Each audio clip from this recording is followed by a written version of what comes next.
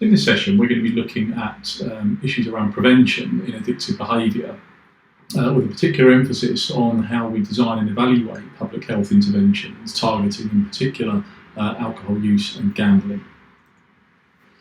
I'm going to start off just talking through some of the types of prevention in broad terms and the ways in which we categorise different types of prevention initiatives. And then we're going to shift into a focus around education-based prevention strategies, both the strengths and weaknesses and the different ways in which education is used as a form of prevention.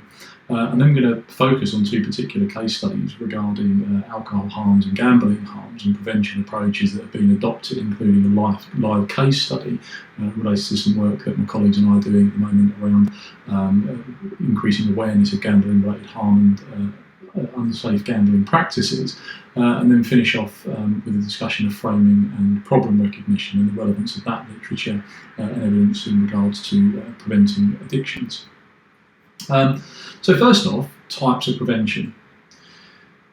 Now, clearly, prevention is better than cure. A lot of the focus around, when we think about addictive behaviours and addictions more broadly, people will tend to think about treatments, about 12-step approaches, about CBT and so on and so forth. But of course, preventing the development of addictive behaviours is better than cure.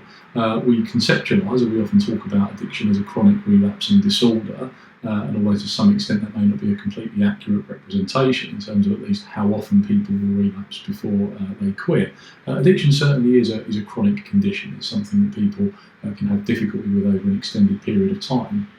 And so, whereas focusing on treatment is very important to support those people who have developed more serious and persistent problems with addictive behaviour, developing effective preventative strategies is clearly an important public health goal in order to avoid people being in a position where they may need more intensive support. So what sort of things can we do? This is a useful model taken from the US Institute of Medicine, which distinguishes between three types of prevention, or three categories: universal, selective and indicated. So universal prevention would be the sorts of things that we would do at a population level, so targeting entire groups of people, a whole population at once, to try to raise awareness of potential problem or harm associated, say, with alcohol, gambling, smoking and so on and so forth. So it's an indiscriminate type of prevention approach, which is targeting everybody, not thinking about specific groups. Selective prevention strategies, on the other hand, are targeting those at-risk groups, people who in the population we think may be at more risk than others of developing problems, and that can include harm minimisation approaches as well. And then finally we have what we call indicated strategies, indicated being things that are very much individual focused. So for instance, working with children of drug users or children whose parents have problems with alcohol use would be an indicated prevention strategy. We understand that children living in family environments where drugs or alcohol are being misused are at greater risk themselves in the future of developing such problems, and so an indicated prevention in that case would be focusing on providing support to the family or to the child to try to reduce the likelihood of such a problem developing in the future. Another way of categorising different types of prevention strategy is almost in relation to the point at which the problem is developed. So we have primary, secondary and tertiary prevention. Now, primary prevention is probably what most people would think of if you ask them, what is a prevention strategy in health terms. They would say, stop it before it starts. You don't want the problem to develop. And so in the context of young people in schools, it may be looking at refusal skills training, helping children to feel more empowered to say no if somebody offers them a cigarette or drugs or whatever it may be. And also looking at things like supply and demand reduction at a regulatory level, the sorts of things that you can do to prevent people from experimenting with or using drugs in the first place. Of course, the problem with primary prevention is that there are lots of examples of behaviours which can become addictive, which aren't necessarily addictive for everyone who does them, even if they sometimes develop problems.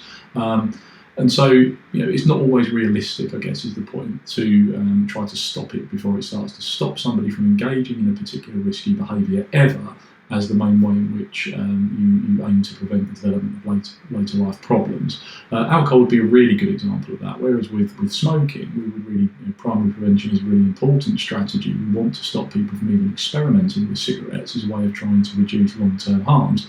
The difficulty we have with alcohol, of course, is that it's socially accepted that many people can drink at a lower level and not necessarily experience longer-term harms. And so stopping it entirely, stopping anyone from having a drink at all, isn't really a realistic approach.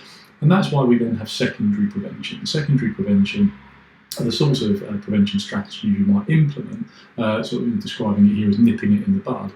So if somebody experiments, uses, engages in a behaviour that potentially could be problematic, are there things that you could do to try to reduce the likelihood of a problem developing? So that could include, in the case of sort of workplace example, workplace screening. So using workplace screening for drugs or alcohol use, offering brief advice. Server training would be another example. So server training meaning that we, and particularly in Australia and Canada, there's been a lot more focus on that sort of thing than in the UK, and providing training and skills to people working in pubs and clubs and so on to identify individuals who may be developing more problematic relationships with alcohol to try to intervene in that sort of setting. So it's not about stopping somebody from doing something entirely. Secondary prevention is very much about trying to provide support to avoid problems escalating, even if somebody is engaging in a behaviour which potentially has some risks but doesn't necessarily have to snowball into a more serious problem. And then we have tertiary prevention, and this is a real kind of overlap with treatment to some extent. I think in the minds of some people, when you think about what tertiary prevention looks like, it could be considered a form of treatment. But it's best understood as a form of often harm minimisation, and I'll describe it here as taking the sting out of its tail. So if somebody develops a problem with alcohol, with opiates, with other forms of drugs, or gambling problems, or whatever it may be, that isn't the worst situation that person could end up in. If you have a problem with an addictive behaviour, things could still get worse. People who are injecting drug users could develop or contract blood-borne diseases through sharing injecting equipment. So other problems can develop, and so harm minimisation approaches, or broadly tertiary prevention, is aimed at trying to provide individuals with support to prevent their problem they've developed from escalating into something even more serious. Safe injection sites would be another example of that, whereby individuals are provided, injecting drug users, for instance, are provided with a safe site where they can access clean injecting equipment in a sort of a safe and sterile environment, are able to administer the drug that they're using. So it's not focused on stopping somebody from doing something, but kind of almost accepting in a fairly pragmatic way, if we can't stop it dead in its tracks, is there a way in which we can ensure that it at least doesn't lead to the development of more serious problems? And that's tertiary prevention. So just in this kind of broad nexus of all the different sorts of prevention strategies, there are lots of different examples of different types of prevention strategies. I've mentioned harm reduction. I also indirectly almost mentioned demand and supply reduction. So that would be something that would be more of a policy intervention to try to reduce problems. So supply reduction literally meaning to reduce the supply. In the case of illicit or illegal drugs, it would be trying to identify the way in which the drugs are entering the country or being distributed and so on, and interrupt the supply chain. But supply reduction can also be through controls exercised over the licensing restrictions in a particular area. How many shops are given an off license to sell alcohol? How many pubs are allowed to be open? How many of those pubs are allowed to stay open very late, and so on and so forth. So there's things that you can do to prevent the supply of a substance. Or access to a behaviour. A similar example would be around casinos and so on. You can minimise the supply of opportunities to gamble. So it's not only about products in the sort of the tangible sense. It can also be things like gambling. Demand reduction, on the other hand, is slightly more motivational. So there are ways in which you can try to convince people to sort of want to do the behaviour less. Now, some of those policy interventions in terms of demand reduction can arguably misfire, and so looking at trying to increase, for example, the penalties associated, the criminal penalties associated with possession and use of various types of drugs, isn't necessarily always shown to be an effective way of criminalising individuals for engaging in these behaviours. That doesn't necessarily lead to a reduction in use, it just leads to an increase in people being more likely to experience yet another adverse outcome should they, for example, be caught in possession of drugs. So there's good evidence to suggest that those sorts of legal type demand reduction interventions aren't necessarily effective, but reducing demand in the sense of trying to get people to be motivated to not want to do it, to reduce the appeal. Smoking would be a very good example. If you can try to avoid making smoking seem like a really cool thing to do, then young children may be less likely to want to do it and to experiment and take up smoking in the first place. So demand reduction can operate in a number of ways. Other policy levers can include things like taxation, and particularly alcohol, gambling, and nicotine or tobacco would be good examples of that. So introduction of minimum unit pricing in Scotland, for instance, is a good example of using taxation as a prevention strategy. So trying to ensure that it's not too easy to access a very high quantity of alcohol with a relatively small amount of money is the whole purpose of minimum unit pricing, to try to eliminate very, very cheap low price alcohols from the market. We've also then got things like mass media education, and that's where I'm going to focus in this session primarily on the sorts of preventative strategies that are being used to try to educate people about risks and harms, and to use mass media type interventions as a way of trying to reduce both the prevalence and the severity of problems that can be experienced in relation to, in particular examples we'll focus on, with the alcohol and gambling. So education-based prevention. There are different ways in which you can approach education. Often when you talk about education-based prevention, people think about young people, school-based interventions, development of knowledge and skills, refusal behaviours, helping to build resilience, and so on and so forth. But you can also have general population interventions, things that are aimed at all people seeking to increase knowledge of risks, to promote responsible or safe behaviour. And outside of the addictions field, there are some good examples of this sort of thing. So people often make reference to the Clunk Click campaign, which was when the UK introduced laws meaning that people had to put a seatbelt on. And so trying to increase people's knowledge and awareness of particular sort of positive health behaviours is another way in which the mass media can be used, sometimes to positive effect. And then you can also, of course, target specific populations, people in prisons, older adults, and providing targeted support and advice for that particular group that's tailored to the needs and the behaviours and expectations of that group. So some examples here of the sorts of education and mass media type campaigns that have been used to try to, as forms of prevention. And here the first one is the Talk to Frank campaign or service. And Talk to Frank was really a way of trying to provide individuals with information, honest, impartial information about the effects of different drugs, because while on the one hand we might want to discourage people from using particularly illegal drugs where there can be all sorts of risks associated with purity and so on and so forth, and while it's illegal to be in possession of certain drugs and to be selling drugs and so on, the reality is, being pragmatic about it, people are using them. And so it is important that people are given information about the sorts of things that they're using, about the sorts of effects, about what can happen and what you should do if you experience an overdose and so on, because otherwise leaving people without that knowledge could potentially be more harmful. Just as an example of that, the increase in what were being referred to as legal highs, and then more recently novel psychoactive drugs, once they became illegal, there were instances of people using things like synthetic cannabis, for example, and synthetic cannabis was being sold to people and being smoked and used in the same way that cannabis would be used. But unbeknownst to some people, it's actually not cannabis at all. The main constituent of synthetic cannabis is often a drug much more like methamphetamine, so quite the opposite to the effect that you might expect from using cannabis. It's just a strong stimulant drug.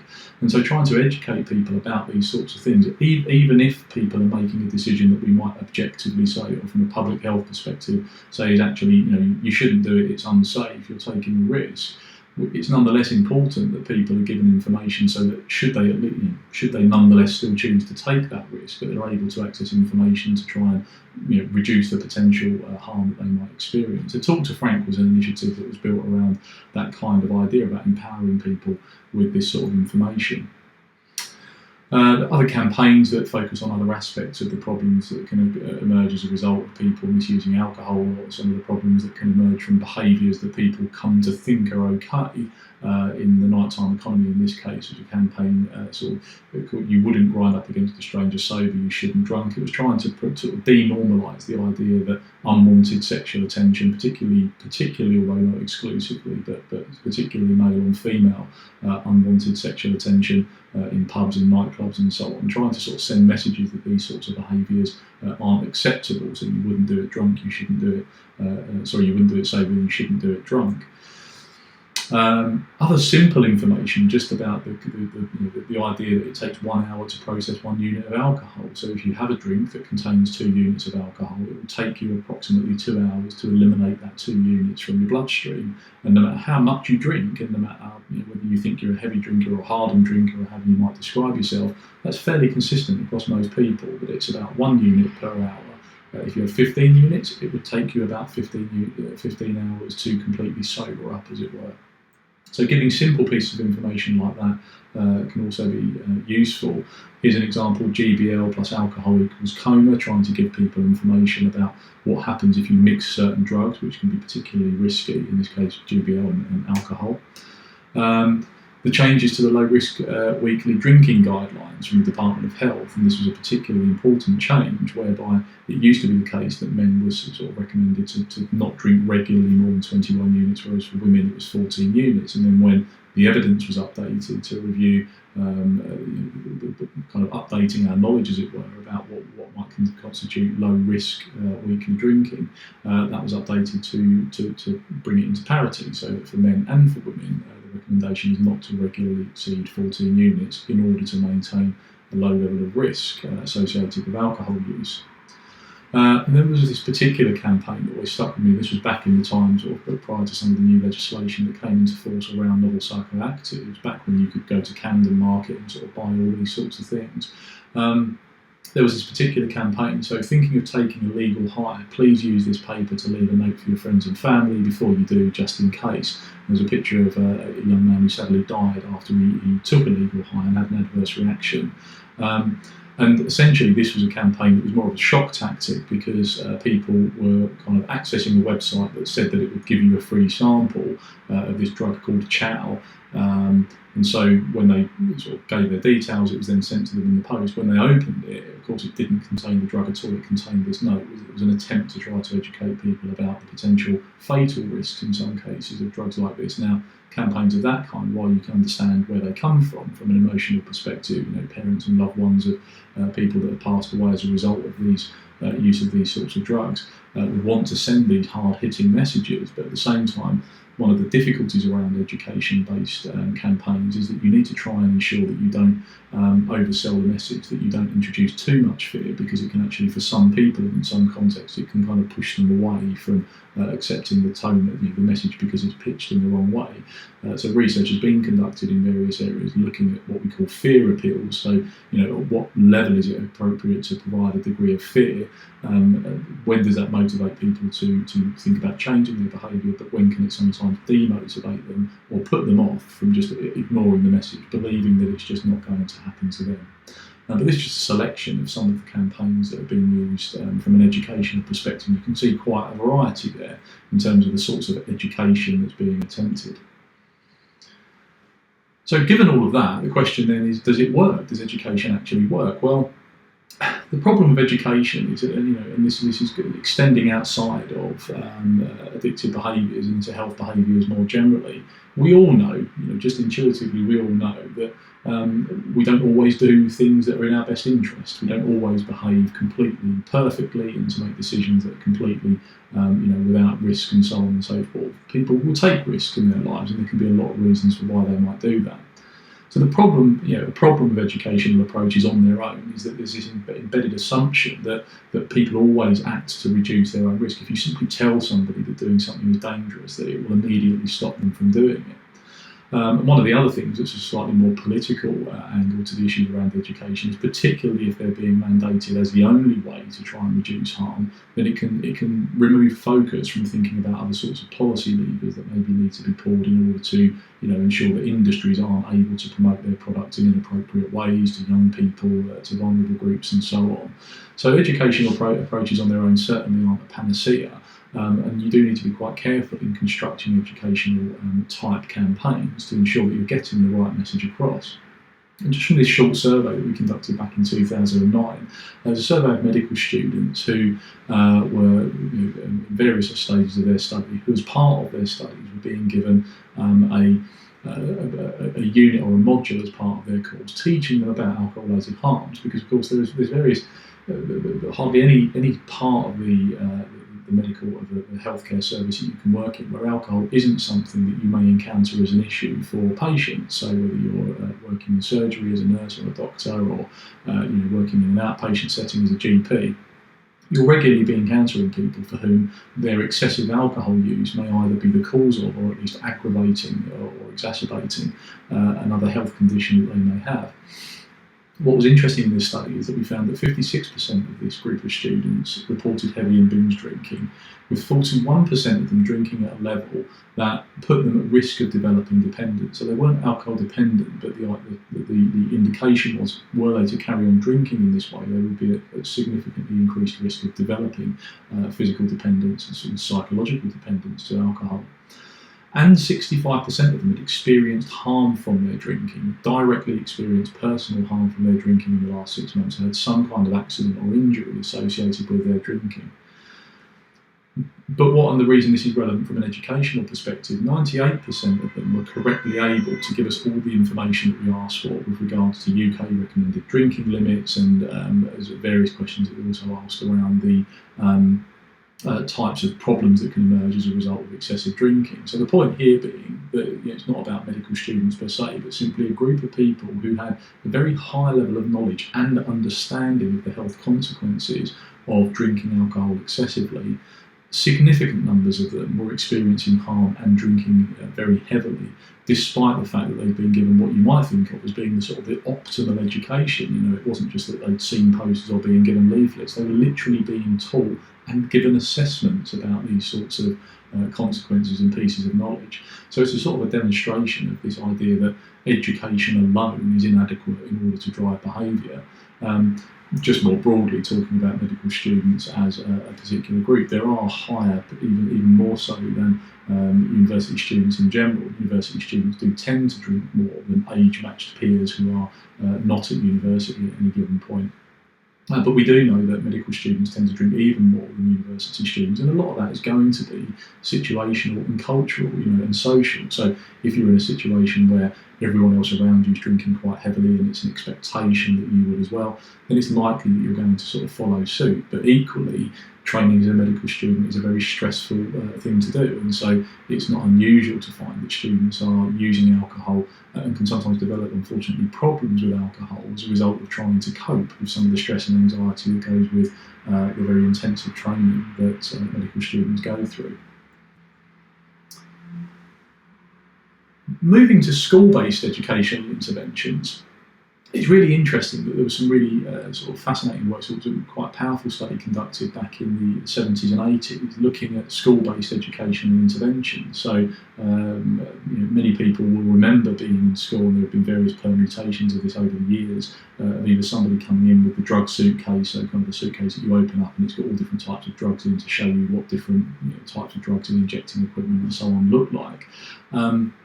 Another campaign, sort of things like youth awareness programs and so on, where somebody will come in as an expert to talk to young people, usually in secondary school, about drugs and alcohol and that kind of thing. But that sort of intervention, that sort of very kind of open group-based intervention, isn't necessarily that effective. But what's interesting is that we've known that for quite some time. So the Hayes and Sherman studies involved trialling 3 drug education programs. So they went into schools They trialled 3 different programs in 3 different different settings, where either they spoke about the moral issues, and this was around cannabis use and drugs, and using fear arousal. So really trying, drugs are bad, you shouldn't use them. If you do, it's going to kill you, it's going to cause all sorts of problems. So really trying to sell, going for a hard sell type message. They had a separate intervention, which was around the discussion of cannabis and other drug effects. So that was more of the information provision, so the drug suitcase type approach that I described that in more recent years, the last few decades, people are more likely to have experienced. But then they also offered in other settings drop-in sessions. So they made students aware that you could go to talk about drugs with somebody, but it was more on demand. If you wanted to go and speak to somebody about your drug use or concerns about, maybe you're thinking about doing it but hadn't and so on, that there was someone that you could go and speak to who was an expert in confidence. What they found was, importantly, that for students who had already experimented, in this case with cannabis, they were unaffected by any of these interventions, so their likelihood of continuing to use was unaffected if they'd already tried cannabis. So what that tells us is something important about your naivety to a drug or a substance or a behaviour. If you've done it before, then presumably you gain some important knowledge or insight. If you've smoked cannabis once and you just didn't like it, then kind of regardless of whether or not you have an intervention in school, there's a good chance that you're not going to do it again. If, on the other hand, you've tried it and you've enjoyed it, then, again, regardless of what might happen in a school context, it may be not that likely that you're going to respond to being told this is really bad and you shouldn't do it, because your experience has been the opposite. You enjoyed it, and so that's what's guiding your decision, so the direct experience that you have. What was interesting then is that the first 2 interventions were associated, amongst those who were drug naive, were associated with a 2-fold increase in experimentation rate. So that was the fear arousal and moral issues type approach, and the open discussion about cannabis and other drug effects. Those 2 interventions actually increased experimentation amongst the drug naive groups. Whereas the 3rd intervention led to a significant reduction in experimentation. So when students were able to access information kind of on demand, similar to the idea of a talk to Frank type intervention, that was associated with a decrease. Whereas going in and either moralising with people about drugs or trying to scare them, or indeed simply talking to them about drugs, seemed to increase experimentation. And that isn't necessarily surprising if you think about the dynamics for young people in a school-based setting, if you're having a group discussion about drugs. For those that have never tried it, hearing from other people that this is something that perhaps they might try, that young people maybe are using drugs, the concern is, and the implication of this work is that what that does is it puts the thought in their head. These young people that haven't done it were perhaps, not necessarily all of them, but many of them were maybe not considering it. It wasn't on their radar. Whereas all of a sudden having this big open group discussion, hearing perhaps that some of your peers have tried this drug and you didn't know that before, and so on and so forth, it could increase experimentation. So this tells us something important about the ways in which we deliver education to make sure that it's delivered in the right way, not just that we kind of do it indiscriminately without thought for the mode of delivery. A much more recent study, the European Drug Addiction Prevention Trial, UDAP, published in 2010, was a huge, large-scale trial of different prevention programs across 7 European countries, over 7,000 pupils. And what they found was that interventions relying on social influence could delay the onset of alcohol abuse, cannabis use, but not smoking. And what we mean by social influence type interventions is using interventions that rely on trying to manipulate things like social norms and using peers to try to send positive messages and so on. So again, it's education based, but it's thinking about the source of the message. Who is the person that's helping to to deliver the message? Are you getting an outside expert, or are you getting sort of social norms type interventions which have been used widely in the States? Similarly involve getting people from your peer group who are a little bit perhaps more experienced than you to come and tell you about how things are can actually change the norm, your perception of what is normal behaviour. And so, interestingly, with this study, it's a very large-scale study. It wasn't a particularly impactful set of findings, but certainly even just delaying the onset of use amongst young people. Amongst young people, we're talking secondary school age people here in these studies, not kind of college or university age students, but young people where there's still quite a lot of brain development going on, and that the early use of drugs like alcohol and cannabis can have a more significant effect on the developing brain than if you start using them later. So actually, even interventions, if the only thing that these interventions could achieve is slowing down the onset or the uptake of experimentation, that would be a good thing. But clearly, the results are not suggesting that you can stop these things in their tracks, because there's a lot more going on. There's a lot more that influences our decisions to whether or not to drink or to smoke, use cannabis, and so on. So I want to focus now on alcohol specifically and say something about, first of all, what it is that is the problem. What's the problem with alcohol? So just to really quickly summarise here, this is from 2017, a summary of weekly alcohol consumption across the UK. So you can see here slight differences between men and women in terms of the number who are non-drinkers, drinking up to 14 units and so on. But across all adults in the UK, we estimated almost 20% on non-drinkers. 60% of people are drinking in a way which would be considered low risk, so drinking fewer than 14 units on a regular basis per week. And then we've got 17% drinking between 14 and then 35/50, which is differentiated by gender.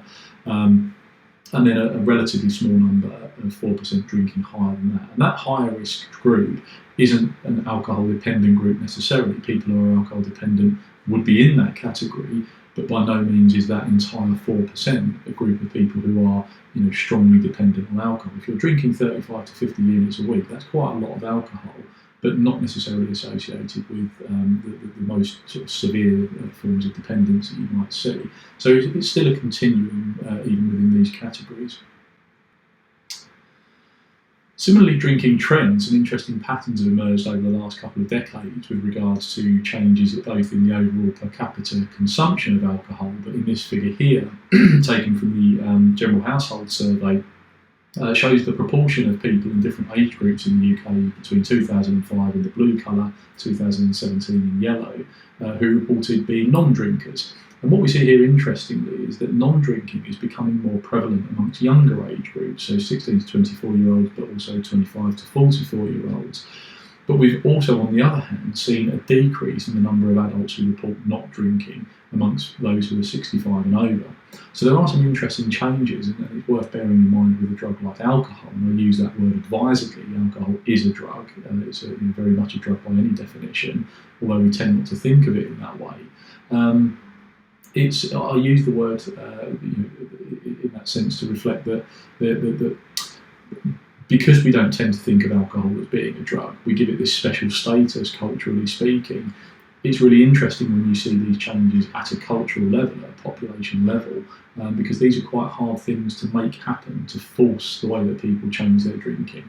Drinking becomes very, very, very culturally embedded in terms of the way that people interact with alcohol. But it is interesting just to note some of these trends that are emerging, particularly amongst younger age groups. So what are the harms of alcohol? So there's various different harms that can emerge as a result of excessive drinking, both physical and mental health problems. In extreme, people can develop quite serious illnesses, liver disease, strokes, heart disease, cirrhosis of the liver. Almost all forms of cancer are increased in terms of their prevalence as a function of how much you drink. So alcohol is associated. It's not a safe thing. It's not one of your 5 a day, as I put it. Alcohol isn't a healthy commodity to use. But of course, it's by degree. The amount of alcohol you use, the more alcohol that you use, the more your personal risk of harm will go up. But it's also important to distinguish between these acute and chronic harms that can emerge. The acute harms from drinking too much, at least at a personal level, may be experience of hangovers, decreased productivity if you're going to work or studying hungover. The long-term harms are going to be the things that build up over a long period of time. Decades of heavy drinking will lead to you aging less well as you get older into your middle age and beyond.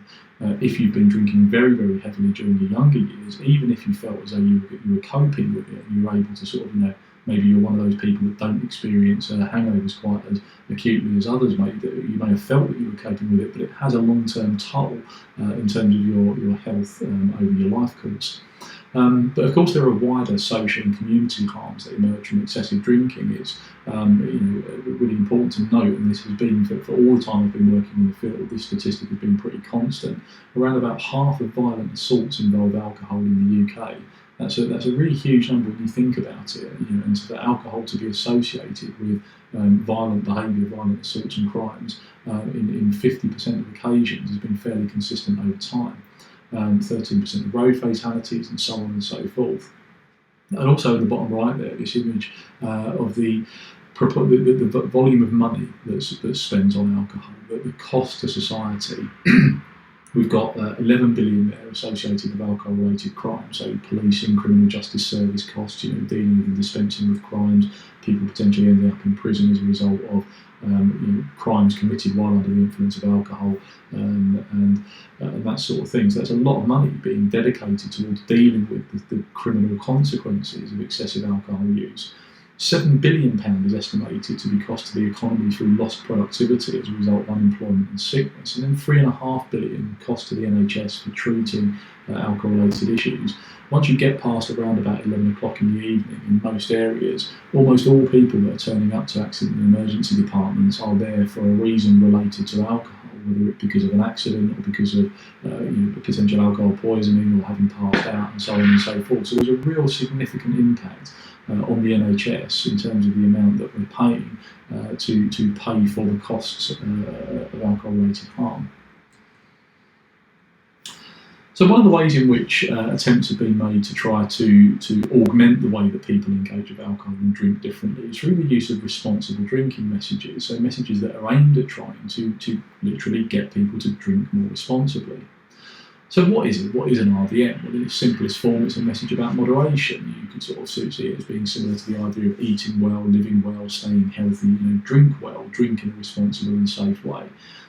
The interesting thing about this is it implies that there are safe ways of drinking and unsafe ways of drinking.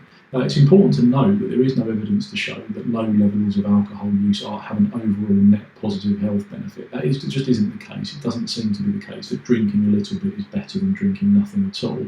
The very healthiest thing you can do with alcohol, if that was your primary concern, would be not to drink. Of course, people make choices, people make decisions about the benefits of drinking, the social benefits, the enjoyment they may get from using alcohol. But it is important to note that it isn't a healthful commodity.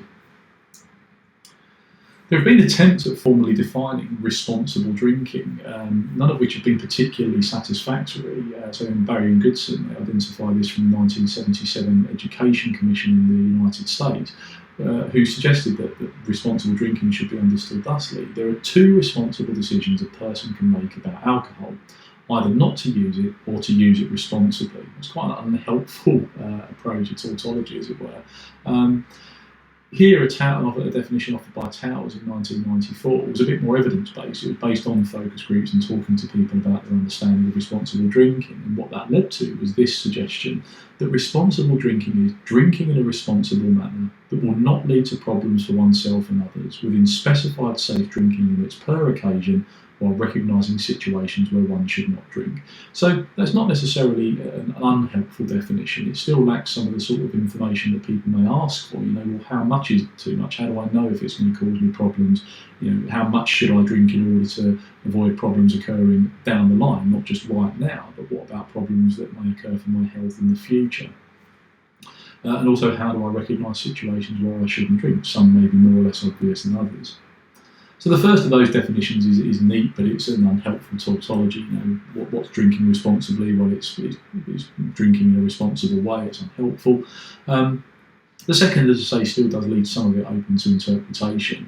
And arguably, though, trying to go even further than the Towers definition, myself and Ian Aubrey have written on this topic and suggested that it may be unhelpful to go a bit any further than this, because the problem is that responsible and safe drinking might not always mean the same thing. People may take measured decisions to behave in ways that may be objectively seen as irresponsible, but in the moment, in the context for that person, it may be they've decided not to. And that differences in situations and social contexts could lead to individuals. But essentially what we don't want is people to reject the idea of whether it's responsible drinking or drinking in moderation.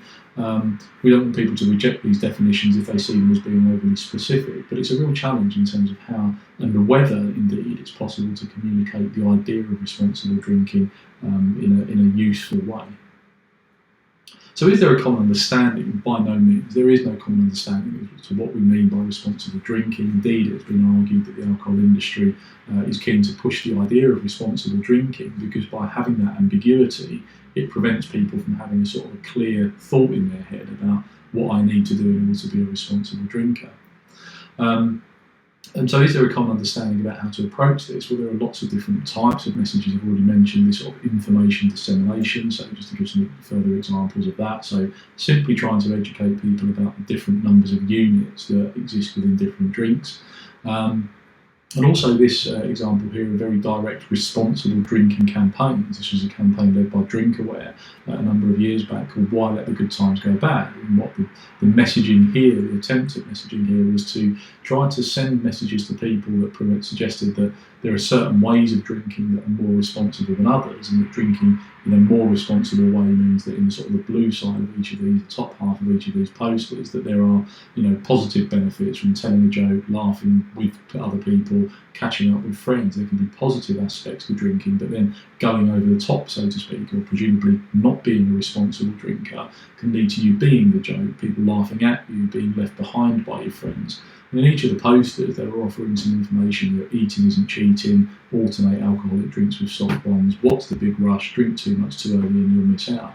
So there was an attempt at trying to provide a bit more information to people about what responsible drinking looks like.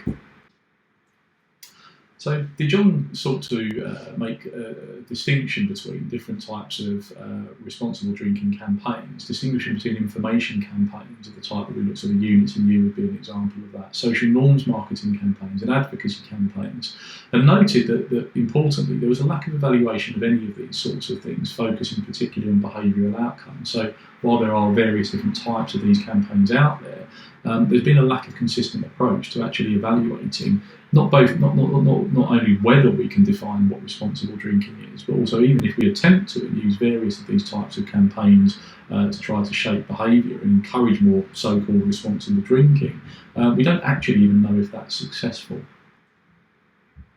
So we recently conducted a systematic review of the evidence to look at whether or not there was an evidence base supporting either way, sorry, not supporting either way, but supporting the effectiveness of responsible drinking messages.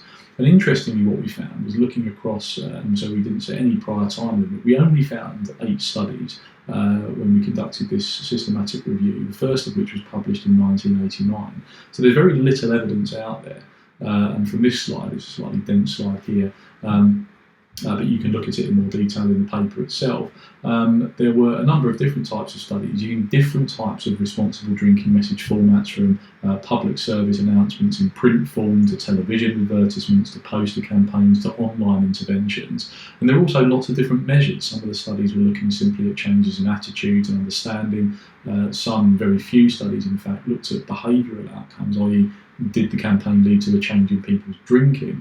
And so there was a real mixed bag there, which meant from a systematic review perspective it was difficult to draw strong conclusions, other than to say that some of these studies seem to suggest that there could be some positive benefits in terms of some of the outcome measures shifting, but there certainly isn't a consistent, strong evidence base supporting the use of responsible drinking message type campaigns. And the interesting study, one of the interesting studies I want to draw attention to, was the one from 1989, the earliest of all of the papers that we came across in the review. And Barber, Bradshaw and Walsh in this 1989 study looked at the impact of a controlled drinking TV advertisement on prospective drinking.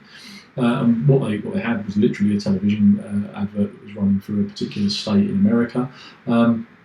But what was interesting about the outcome from this study is that the actual advert itself only seemed to be associated with a reduction in drinking amongst those individuals who were also sent a letter prompting them to alert them to the fact that this campaign would soon be being rolled out. So there's something interesting there potentially, although it was a relatively small study and there was no, to my knowledge, follow-up from it.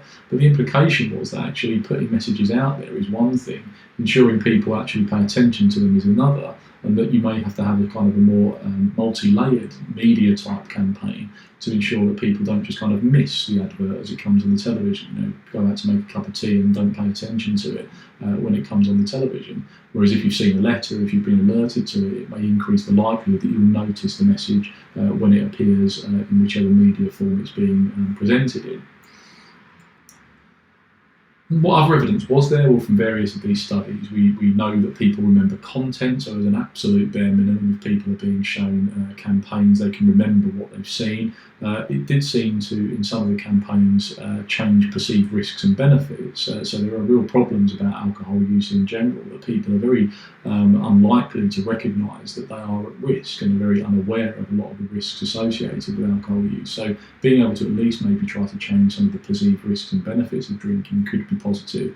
And also changing the accuracy of knowledge regarding the effects of alcohol. There are a huge number of myths about alcohol which persist amongst various groups of people, or amongst the general population, in fact. And so campaigns that help to try that aim to try to correct some of those misperceptions could also be effective. But there isn't any evidence here to suggest that these are campaigns that can significantly shift behaviour or change behaviour in a positive way. Back to this idea as to whether or not people even pay attention to the responsible drinking messages. There was this study in 2007 using an eye tracker, that very simple study, although it has to be said that using eye trackers and interpreting data isn't quite so straightforward. But a very simple idea in this study was looking at alcohol adverts in this case, which contained the please drink responsibly message. And you'll barely be able to see that message in the small versions of these posters here. But effectively participants were shown these posters on a computer screen, and the eye tracker assessed how much of their time was spent looking at various different adverts. What they found in the study was, as you would expect, that responsible drinking moderation messages were the least attended to regions of the posters. The average time spent fixating was 7% of the overall time, so that was a third of a second. And that was a third of a second combined. It wasn't necessarily a straight 0.35 seconds people were looking, but multiple fixations looking at that area. And interestingly and unsurprisingly, given that very low proportion of time being spent looking at the posters, of those people who looked at the messages, so based on the objective eye tracker data, they knew in the study that people had looked at the message, only 25% could actually recall what it said. So people were not paying attention to those please drink responsibly type messages in posters that are otherwise designed to promote the sale of alcohol. And again, that's not surprising, but it also means that these messages are highly unlikely, even without further evaluation, extraordinarily unlikely to be having any kind of positive impact in terms of promoting a more responsible relationship with alcohol. So, Why Let the Good Times Stop Here is a pun on the Why Let the Good Times Go Bad campaign, which I introduced just a moment ago. In 2015, my colleagues and I conducted a series of experiments to evaluate that campaign, because it was a very high-profile campaign in the UK. It had been running for about 4 years by that point, and it was one of the sort of most long-term consistent campaigns that we'd had for a while, trying to promote responsible drinking. What we did was to use a simulated bar environment and these types of posters to see whether or not only did people remember what they saw and so on and so forth, but actually to measure the impact on people's drinking. We use something called a taste preference task, which is a procedure to allow people to drink in a natural way without knowing that what you're looking at is how much they drink. And we use responsible drinking message posters from the Why Let the Good Times Go Bad campaign. What we found was, and to explain the pun about why let the good times stop here, the first thing that we did was to demonstrate that across a lab and a bar setting, so in the graph here the darker lines represent people being exposed to responsible drinking posters, and the light grey bars represent people being exposed to control posters, so with a similar visual look but not containing messages about alcohol.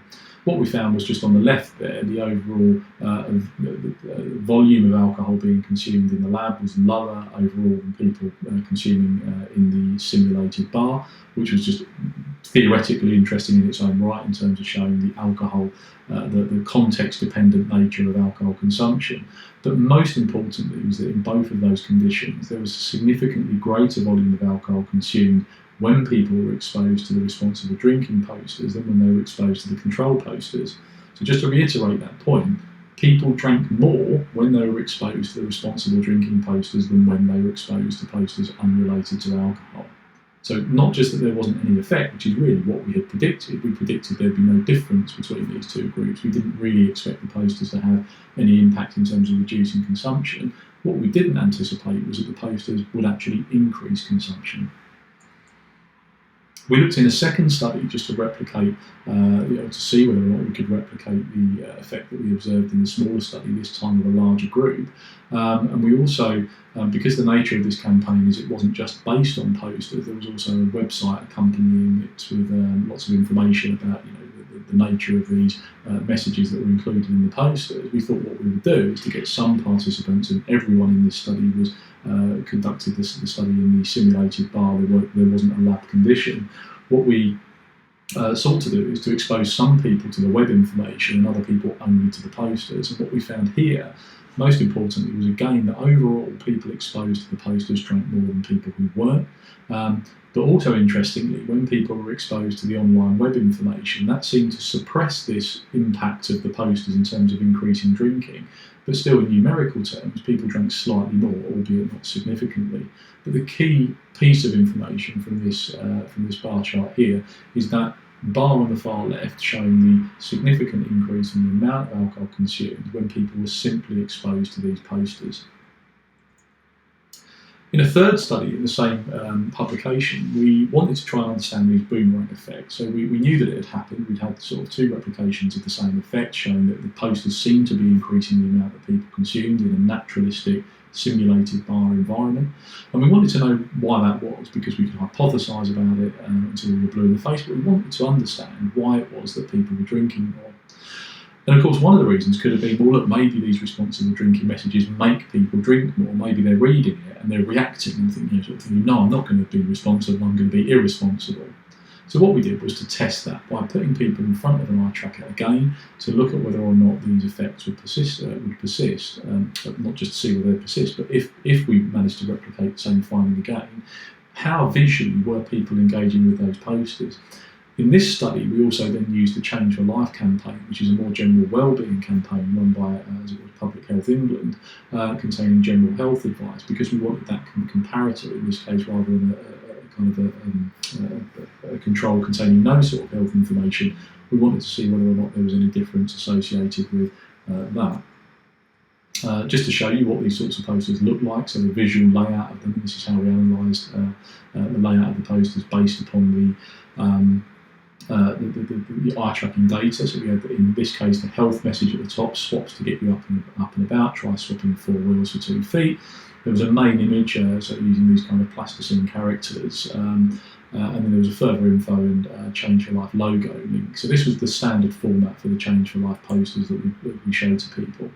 And then again, you've already seen this, the responsible drinking message posters using the While Let the Good Times Go Bad campaign. Again, this kind of before and after approach, and night out you never forget, and night you can't remember, so positive and negative imagery. The URL at the top for the DrinkAware website, and then the responsible drinking message itself down at the bottom in the yellow box, in this case alternate alcoholic drinks with soft ones.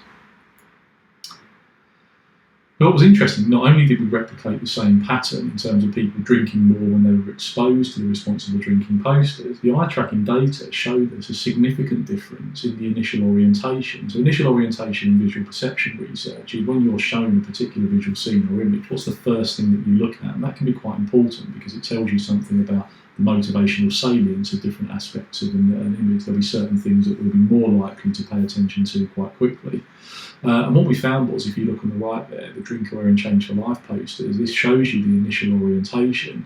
Almost 70% of people in the DrinkAware condition focused first on the positive imagery, only 22% negative imagery, and in terms of the DrinkAware URL, interestingly, the responsible drinking message itself was looked at less frequently initially than people looking at just the web address for DrinkAware.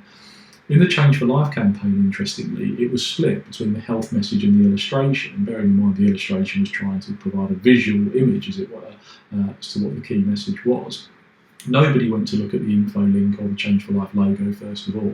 And so one of the things just to note about those campaigns and those two different types of posters, and just to go back to and to make that contrast, this is clearly a much more complex visual image, just purely from a perceptual perspective. There's a lot more going on in this, which is a much simpler message. It's a lot less busy. There's less for you to look at, which means that you're more likely to look at the information that the designers want you to look at, which in this case is actually either or both the image and the health message. In this case, what's happening is that the message was drawing people towards the positive imagery. Now, bearing in mind, if you see a poster up in a pub or a nightclub or a toilet or wherever it may be, you're probably not going to spend a huge amount of time reading the entire thing from top to bottom. So the reason this initial orientation data is quite important for understanding this boomerang effect that we observe is that chances are the reason for the boomerang effect isn't because people were actually reading the responsible drinking message and somehow having a psychological reaction to it. Chances are a poster like this simply showed a positive image associated with drinking. That by only looking at the positive imagery or looking at that primarily, it may simply have been that people were being biased towards looking at that in a way that they weren't with the Change for Life poster. So the message here, and one of the consequences of this, was that the Why Let the Good Times Go Bad campaign was cancelled a year early. The campaign was pulled because the suggestion from our research was that actually the design of the campaign was the problem. It wasn't necessarily the message, although we weren't able to comment either way whether these messages could encourage less risky drinking behaviours, but it certainly appeared to be the case that that message was not getting through, certainly not in the way that it was intended. So do health messages work? Well, received wisdom is that health messaging is a weak tool to reduce harms. But I would argue that if we do it, we should do it properly. And so in this review, we talk about the science of absent evidence and the fact that, while it seems unlikely, I certainly wouldn't argue that responsible drinking messages or messages of any kind, health messages in this domain are, I wouldn't suggest that they're ever going to cure all of our problems. There's a lot more going on in sort of politics and regulation that we should be focusing on. But if we are going to do these things, and I do think we should, it's important that we design them effectively, that we don't just design posters that look visually appealing. We actually think carefully about the sorts of messages that we're sending to people. And we should do it properly because we also know that simple information, such as the descriptors on things like the alcohol by volume, can increase rather than decrease consumption. In this particular study, we looked at that again in the bar lab. What happened if you labelled alcoholic drinks, or in this case it was wines, as being low alcohol as opposed to just ordinary strength?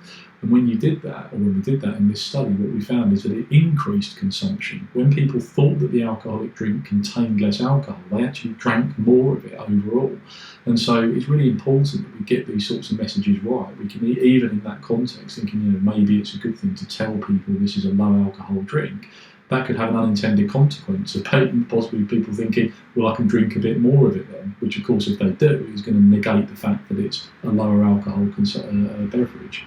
So getting these messages right is really important. So I want to shift on to gambling now and just say a few things about a campaign that again have also been involved in developing to try to apply some of the learning from that work around alcohol, whereas we took the Why Let the Good Times Go Bad campaign and we evaluated that campaign to see what the particular, what the effect of it was, but we had no input in the design or implementation of it. I'd be interested, want to sort of talk through a case study of how we've tried to apply a bit more evidence to help design a campaign that we hope may be more effective. But first of all, what's the problem with gambling? So unlike alcohol, the prevalence of very serious problems associated with gambling is far lower at the population level, but nonetheless there are still significant numbers of people who experience either a low level or a high level of harm associated with gambling. The number of people that don't gamble is over twice the number of people that don't drink, so again at a population level it's a smaller group. But nonetheless the problems that can emerge as a result of developing problems with gambling can be as severe and in some cases more severe than can occur for people that have developed problems with alcohol or other drugs. So really serious problem gambling is a very, very destructive thing in people's lives and can ruin lives, and sadly people sometimes as a result may take their own life as a result of having developed really serious problems with gambling. So although it's a behaviour rather than a drug, it ought not to be underestimated. Just some information here about the general gambling participation rates, differences between males and females, and the different types of gambling that people engage in, as well as some of the trends and changes in terms of the online gambling behaviours that people are increasingly engaging with, and particularly since online gambling over the last decade or so has become much more prevalent. And interestingly, just at the bottom of that image on the right-hand side, you can see that the average number of online accounts that a person has is 3. And that's really interesting if you're thinking then about availability. From a prevention perspective, the problem with the advent of smartphones and so on and so forth is that while with gambling in the past, you kind of pretty much had to go to a physical place in order to place bets, a casino, a bookmakers, a racetrack and so on. Actually now you can carry all of that around in your pocket. You can have constant 24/7 access to gambling, and so and lots of different types of that as well. And what about the harms of gambling? Well, we tend to, when we think about gambling, people tend to think about the financial harms primarily. So you can get into a lot of debt, you may end up, losing your house or whatever it may be. And so that focuses more on the resource harms or resource consequences. But there are also other things, criminal crimes that people may engage in, acquisitive crimes to try to get money to fund gambling problems and so on. It can lead to people becoming financially insecure. It could lead to changes in somebody's employment, that if you're becoming increasingly dependent on gambling or developing a really serious problem, just like becoming dependent on alcohol or developing an addictive behaviour in other areas, gambling harms can be quite significant in that respect too. But of course then expanding beyond that, there are impacts on relationships, families, partners, friends, the community. All of these things can be damaged and harm can be caused.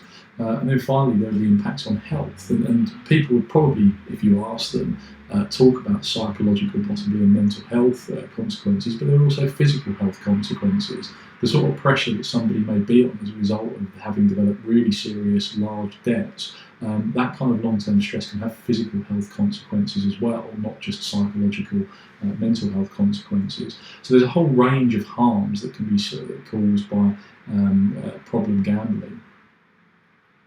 So what about perceptions and attitudes? Well, people have different attitudes, and there have been changes over time in various ways around the idea that 71% of people think that gambling is dangerous for family life, 79% of people think there are too many opportunities for gambling and so on. And so there are different perceptions and attitudes about that which are changing. But again, these sorts of things can be quite important in terms of thinking about whether or not people think gambling is something that's problematic is going to have an impact on whether or not people perceive that there is a personal risk to themselves from doing it. And so this sort of information is also quite useful to be aware of. There's also, and this just projects out into 2020, that there are projections and actual figures here showing the net gambling revenue for the UK online gambling industry since 2012 up to estimates for 2020. The data should soon be available for that year. But you can see there that for sports betting, online sports betting, it's grown from a 1 billion net gambling revenue per annum in 2012 up to a projected 3 billion. So it's a threefold increase in just an 8-year period of time. And similarly, you can see there about 1.7 billion revenue from online gaming, up to almost 3.5 billion, so almost around a doubling there over that same period in 2020. This is a really, really big industry. There is a huge amount of money in gambling, and therefore a huge vested interest, quite frankly, for the gambling industry to try to keep on engaging more and more people in more and more forms of gambling.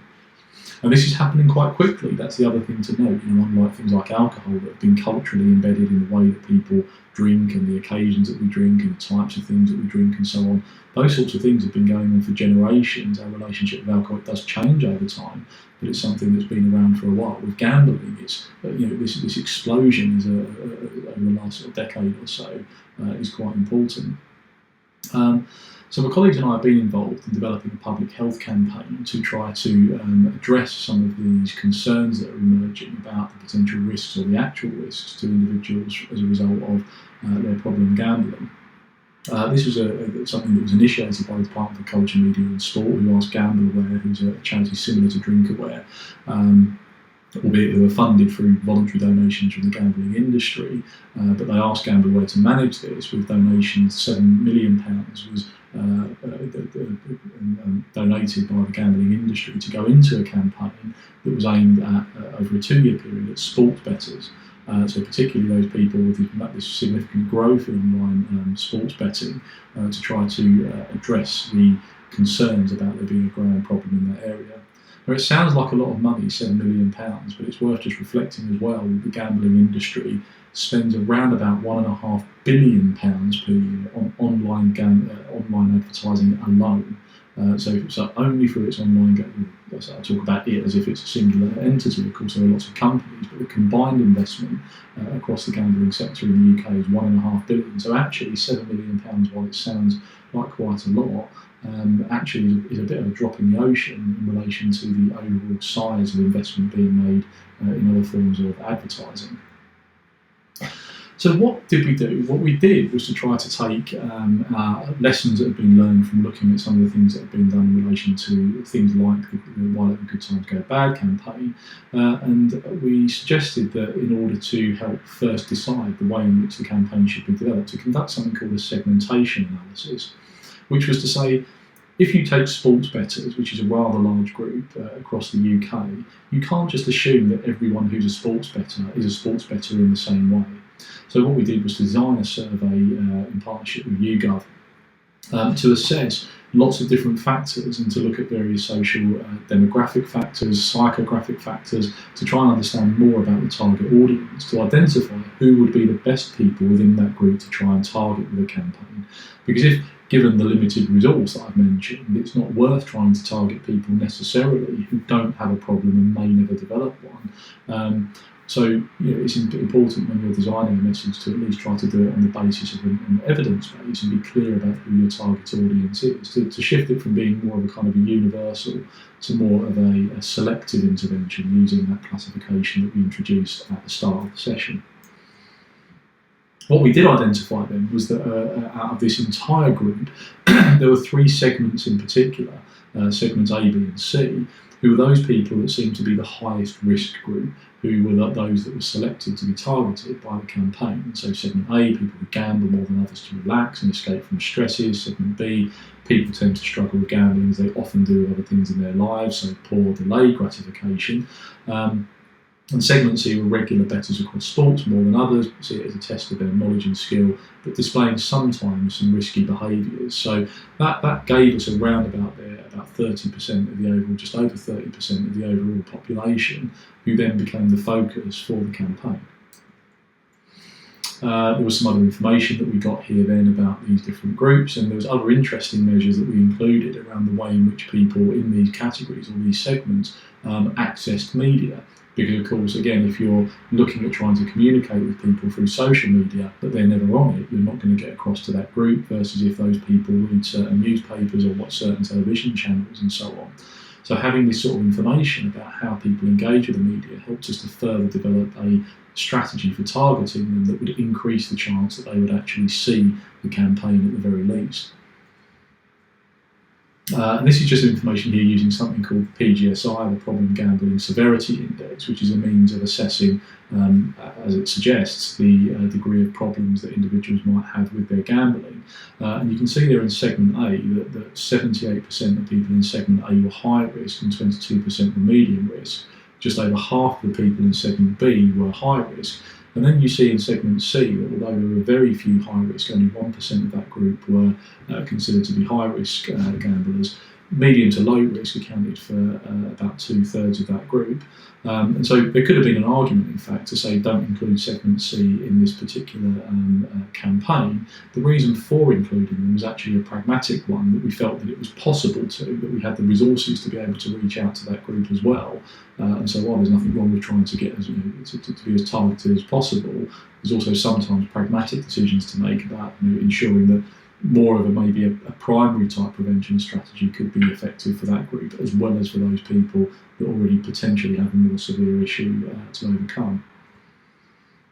So it's targeting then, as a result of that, 2.4 million initially young men, and then further iterations of the campaign started to focus in on women as well, because it was albeit a smaller group compared to men in terms of the proportion who were in this category, but other versions of the campaign were developed to try to target women after the initial campaign launch. And the idea of the campaign was to try to drive self-reflection about gambling. So rather than to tell people, here is a thing you should do, or to scare people directly about the harms of gambling, the idea was, and this was based upon focus groups and other insights that were gained from these various groups or from these various segments, looking at trying to latch on to this feeling of bet regret, as it was described, where people spoke about situations where they would place bets and immediately regret having placed them because they knew that it was an impulsive, reckless bet to take. And importantly, that wasn't bet regret in the sense of when you lose your money because you didn't win the bet after a while. It was immediately knowing that it was something you shouldn't have done. And that was often described as being done while drunk, while bored, or while chasing losses, like you're trying to make up for money that you've just lost. I've just lost £100 on this bet. I'm going to quickly put £20 on the next thing that appears on my phone to see if I can help recoup that loss. It's a multi-layered, public health-based campaign, so it wasn't just posters. It was actually primarily through online channels. There was a TV campaign being run during prime time slots while the FA Cup was running, and so on, to try to get across to the campaign audience as directly as possible. And here are just some sort of snapshots from the Drunk Bets campaign. The way that it was developed was to be slightly kind of amusing about the way in which people were interacting, but also to contain a serious message about people, in this case, drunk bets, placing a bet on something that you don't know anything about just because you've had a drink and something pops up on your phone.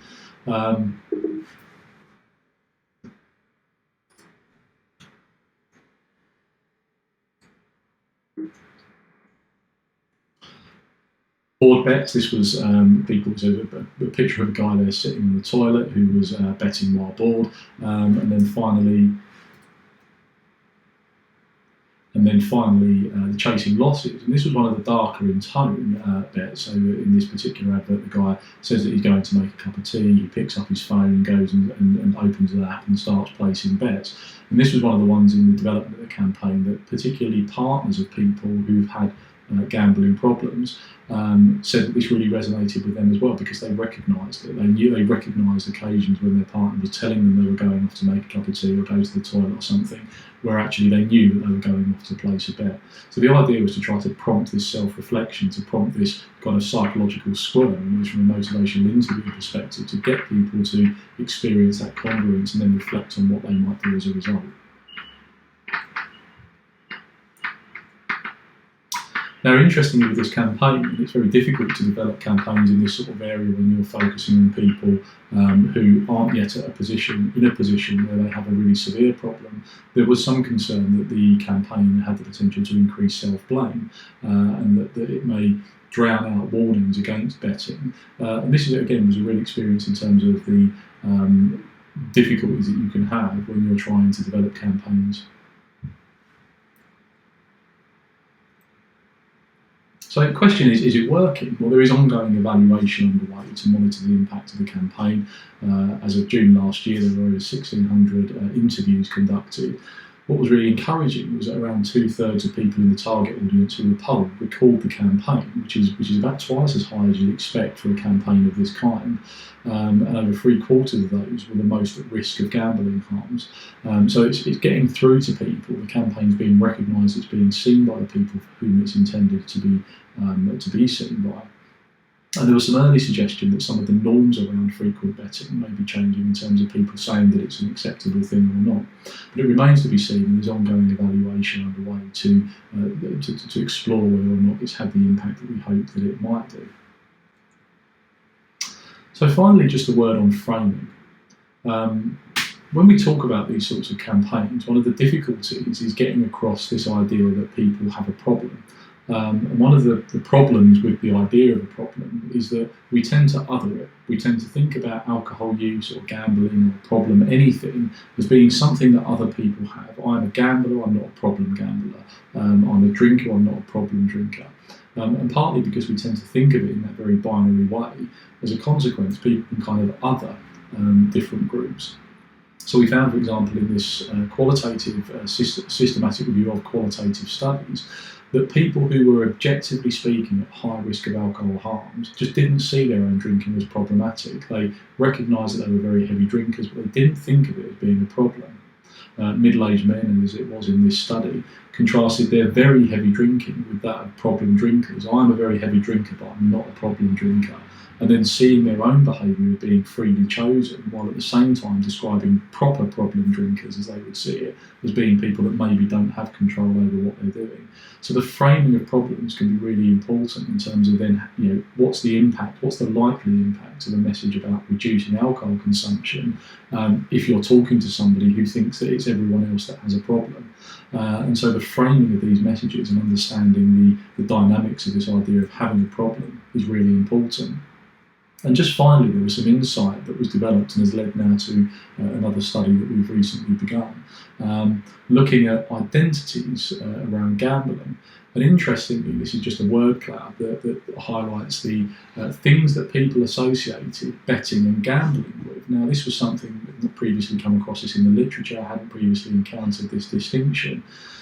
But through a series of focus groups, people who are involved in betting/gambling, which you may have just considered to be exactly the same thing, have this really seem to appear to have this important distinction in their mind between I'm not a gambler, I'm a bettor.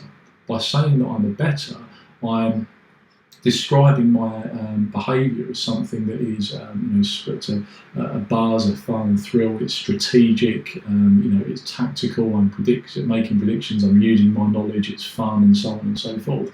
So betting was seen as being a far less risky behaviour than gambling, which was seen as being risky, seen as being something, late nights, weekends, addiction, big high, big money, negativity, Vegas and so on. It was associated with all of these more sort of stereotypical things, and this is something we're now exploring in a bit more depth to try to understand the dynamics that are going on in terms of how people construct their own identity in relation to something like gambling.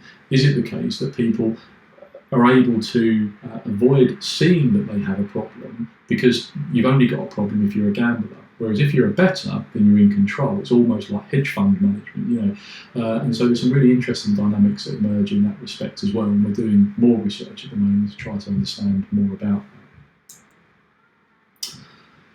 So what have we learned? We've covered quite a lot of ground in this session, starting off from some general introductions to the different types of preventions and the different points at which prevention initiatives and interventions can be targeted with people who are potentially at different stages in relation to their experience and exposure to drugs or alcohol or gambling or other forms of problematic behaviours that are associated with the development of addiction. We went on to look at some of the educational approaches that have been used and the strengths and primarily, it has to be said, the limitations of educational type approaches, considering some of the potential rebound effects that can occur as a result of developing responsible drinking messages in particular, which are aiming to try to encourage people to drink in a so-called more responsible way, but do so without necessarily being clear about what that even really means. We then went on to look at some case studies around, in particular, the Why Let the Good Times Go Bad campaign and then the Bet Regret campaign, with the Why Let the Good Times Go Bad campaign being an example of what can potentially happen if you don't use good evidence and theory to inform the development of a campaign, and how we then use that knowledge and learning to try to develop what we hope will be a more impactful campaign in the form of Bet Regret, but for which at the moment we're not able to draw a strong conclusion to say that that's been the case. But I hope that's been useful as an introduction to some of the issues around prevention and specifically educational approaches to doing so.